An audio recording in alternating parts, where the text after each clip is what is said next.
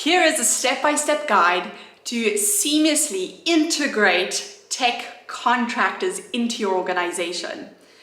Now, this is critically important because with a seamless process, you can get those contractors onboarded quicker and really productively contributing to their outcomes and the company's goals and objectives as soon as possible. So let's dive into it. Step number one is the preparation phase. Make sure they've got everything that they need. Their contract, confidentiality signed, and have that agreement. Make sure that they have any important policies and procedures that they can review ahead of their start date. Also make sure that they have a full scope of the project at hand and their potential deliverables so that they can begin to become familiar with that as well. And where you can and where it may be necessary, if there is an important team meeting or an important client meeting, bring them in if possible. That way they can get that context ahead of time. Now, if it's not and you're able to and allowed to give them a recording of that meeting, go ahead and do that. But any kind of context you can give them ahead of time definitely helps with a seamless transition into your organization. And that brings us to phase number two, the all-important orientation session. It's important that they know the team's structure, the roles and responsibility, that they understand a broader scope of the project, more importantly, the milestones, the sprints, and the technology used.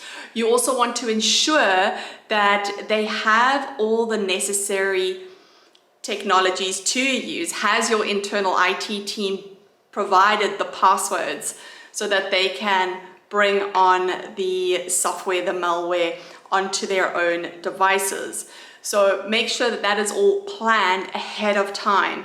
Now, one thing that is often missed in this step, we get excited, we talk about the project at hand, the team, the technology that's going to be used, but what we forget is timesheets and payment.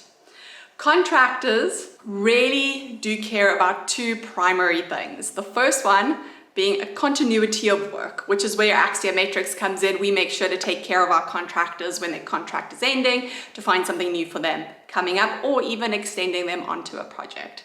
The next part is contractors like to be paid on time. Now at Axia Matrix, we have a seamless process with 100% success in making sure that all our contractors are paid on time. So you want to make sure that you go through this process with them on day one so that they know how to effectively document the time that they have put in, as well as how they're going to get paid at the end of the month. Definitely helps with the productivity. So just take care of that, push it aside, and then we move on to the project. Step number three is the human element. The company culture, the team meetings, the virtual coffees, especially important for remote workers, but important for all contractors and for your organization.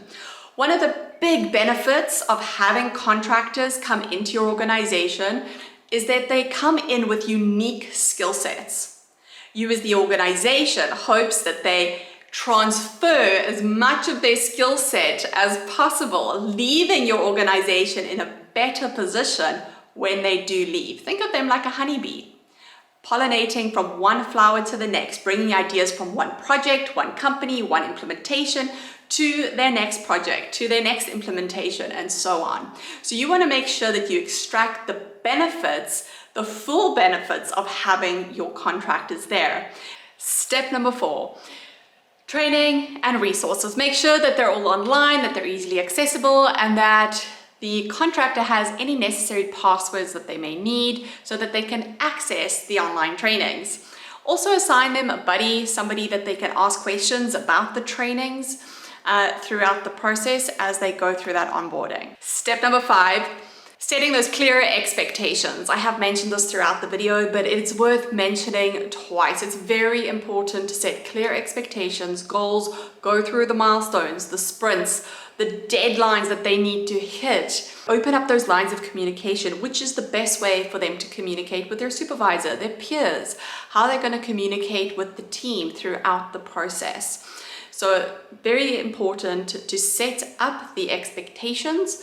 And then tip number 6 is to have regular check-ins. Make sure that you, especially in the beginning, are checking in on your tech contractor, that you make sure that they are able to ask you questions. Now, this is key. Remember, your tech contractors are coming in with a super skill set, if you will. It's a skill set that your organization needs, and so you're bringing them in for a short period of time to boost a particular project.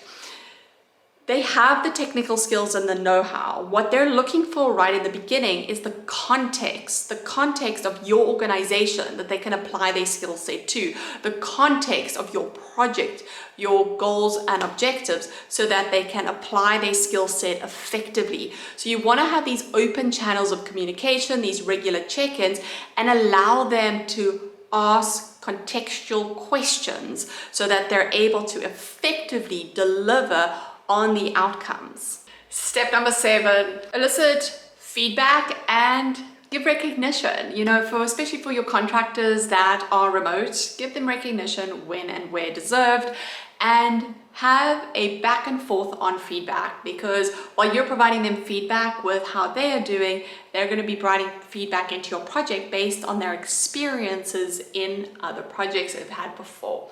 So have this give and take in the relationship. And the final step number 8, we're on step number 8, is to ask. Simply ask, how was the onboarding process? Continual improvement. You only get that by asking for the feedback from your tech contractors. So I hope that you have gained some insights into how to effectively onboard your tech contractors. Axiometrics, we are a global leading supplier in IT billing professionals for the utility and telco space. So make sure to subscribe, like, share this with a colleague. Thank you so much for your support and watching our content. We really do this to help build out our community. We know that many of our contractors and clients are working all across the globe, and we try to bring you all together with these fun, short, informative videos, as well as Chris's chat and babble. If you haven't checked out the podcast, make sure to do so. I'll put a link in the description.